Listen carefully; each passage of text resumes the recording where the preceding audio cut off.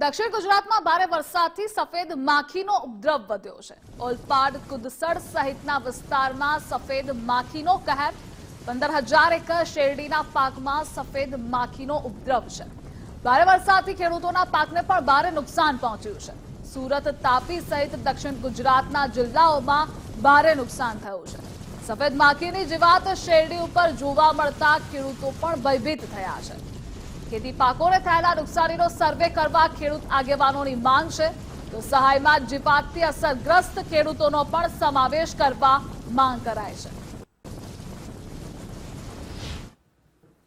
આ વધુ વરસાદને કારણે આ સફેદ માખી આવી છે, આને કારણે શેરડીને ભારે નુકસાન થયું છે। ત્યારે આવનાર દિવસોમાં કૃષિ મંત્રીને અમે વિનંતી કરી છે કે જે સફેદ માખીના ઉપદ્રવને કારણે ખેડૂતોને ખૂબ નુકસાન થયું છે, એમને પણ આવરી લઈને ખેડૂતોને સહાય થાય, સર્વે થાય એવી અમે માંગ કરી રહ્યા છીએ।